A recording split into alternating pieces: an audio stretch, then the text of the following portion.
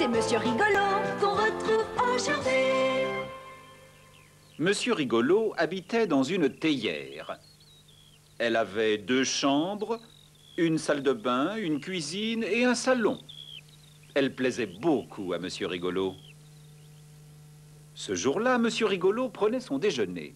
Comme il n'avait pas très faim, il mangea seulement un sandwich à la marguerite et un verre de pain grillé. Délicieux, se dit-il, lorsqu'il eut enfin fini son déjeuner. Après avoir déjeuné, Monsieur Rigolo alla faire une promenade en voiture. La voiture de Monsieur Rigolo était une chaussure. As-tu déjà vu une voiture chaussure? C'est très rigolo.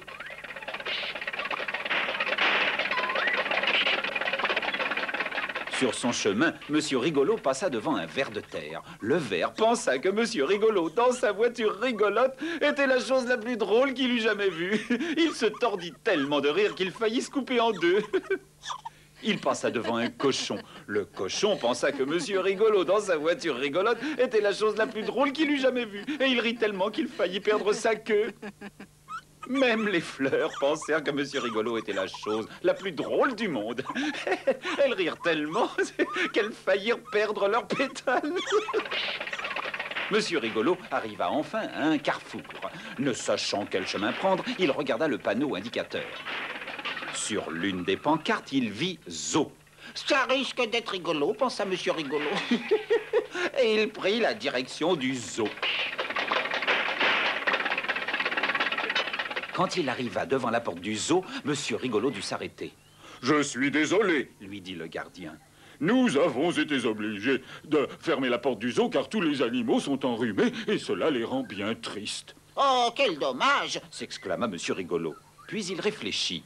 « Et si j'essayais de les faire rire ?» dit-il au gardien. « D'accord, » dit celui-ci.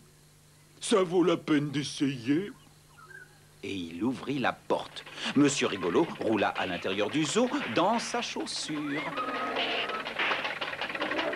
Le premier animal qu'il vit fut un éléphant. Cet éléphant avait l'air bien triste, vraiment très triste.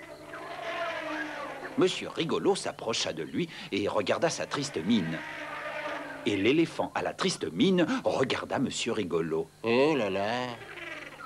Alors, sais-tu ce que fit Monsieur Rigolo? Il fit une grimace rigolote. Monsieur Rigolo, comme tu l'imagines, s'y connaissait en grimace rigolote. L'éléphant gloussa. Il n'avait jamais rien vu d'aussi drôle. Monsieur Rigolo fit une autre grimace rigolote. L'éléphant éclata de rire.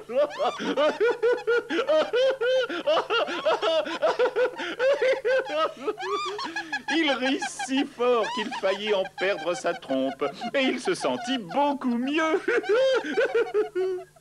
Monsieur Rigolo se dirigea alors vers la fosse aux lions. Il y avait là un lion qui avait l'air extraordinairement triste. Monsieur Rigolo s'approcha de lui et regarda sa triste mine. Et le lion à la triste mine regarda Monsieur Rigolo. Oh là là! Monsieur Rigolo fit une grimace très rigolote. Tu as déjà entendu rugir un lion, n'est-ce pas? Eh bien, ce lion se mit à rugir lui aussi, mais il rit en même temps. Et il rit si fort qu'il faillit en perdre sa crinière. Et la crinière. Monsieur Rigolo fit le tour du zoo pour voir les autres animaux. Oh, comme ils avaient l'air tristes! À chacun d'eux, Monsieur Rigolo fit des grimaces de plus en plus rigolotes. Le gros ours brun sourit, puis rit si fort qu'il en tomba sur le derrière. Et la girafe rit si fort qu'elle faillit faire un nœud avec son cou. Et l'hippopotame rit si fort que son gros ventre faillit éclater. Les pingouins, eux, rirent tant et tant qu'ils faillirent perdre leurs ailes.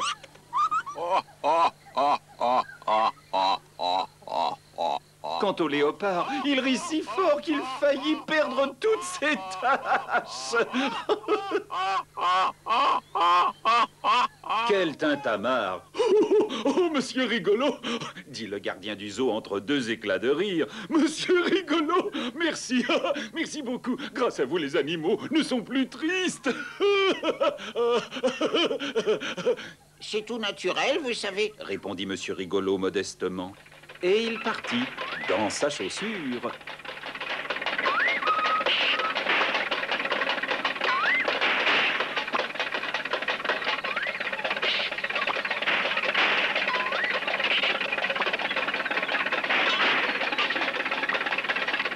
Plus tard, lorsque Monsieur Rigolo arriva chez lui, il s'esclaffa. Eh bien, dit-il, une journée rigolote de plus qui se termine. Il gara sa chaussure, entra dans sa théière, et comme il avait soif, il se fit une bonne tasse de gâteau chaud. Monsieur Bonhomme